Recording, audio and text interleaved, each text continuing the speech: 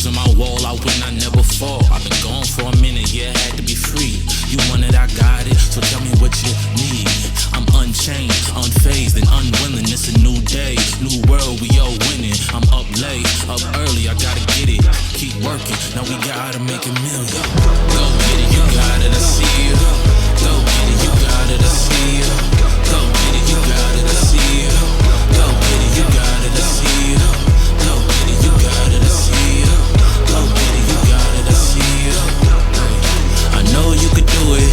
All you gotta do is put your mind to it. This is a mythical fight request from one of my subscribers wanting to know who would have won a matchup between James Lights Out Toney and Gerald the G-Man McClellan. Now, overall, James Toney was a much more accomplished boxer than McClellan because McClellan's career was cut short in 1995 after his tragic encounter with Nigel Benn. And there's really no way to know how much more McClellan could have accomplished in the super middleweight or possibly even the light heavyweight division, other than the fact that he would have been a major player because of his talent. So in looking at their careers, Toney and McClellan could have only crossed paths in around 1994 to 1995. During this time, Toney was not so much on decline as much as his lack of discipline was starting to catch up with him. You know, this weakness was laid bare against Roy Jones and Monsell Griffin. Toney showed up to the biggest fight of his career against Roy Jones, weight drained, and he was listless throughout. And Jones just, shut him out. And he was listless and uninspired against the then unknown Monsell Griffin. So he would, of course, resurrect his career, several times. But in 1994 and 1995, he had reached his first low point.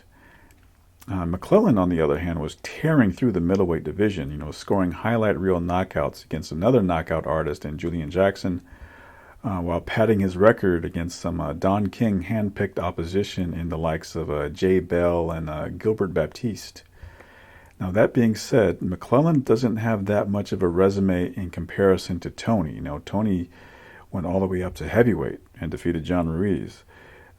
McClellan, on the other hand, his biggest fight was against Nigel Benn, and his biggest wins, aside from the bouts against Julian Jackson, was against a badly faded John the Beast Mugabe. So, but that being said, we can't discount McClellan's ability because of his limited competition. Sometimes we can gauge how good a fighter is by the manner in which he disposes lesser opposition. And McClellan would score, one savage knockout after another against, club fighters. But it was just the way he was knocking them out was just, savage.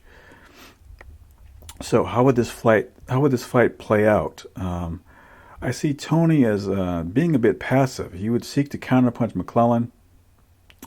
McClellan would use a lot of jabs and lateral movement. I don't think McClellan would be the offensive animal he normally would be. He would pick and place his shots, use his height, use his superior reach. And I don't see the harder-hitting McClellan taking out Toney or even hurting him. But just the threat of that big right hand would force Toney to play defense for much of the fight. When he would attempt any offense coming forward, I see McClellan just using his legs to get out of range. And with Emmanuel Stewart in his ear, I think he would outwork Toney, who often just look weight drained at the 168 pound weight class, and that's where this fight would take place. I think McClellan would decision James Toney in 1995.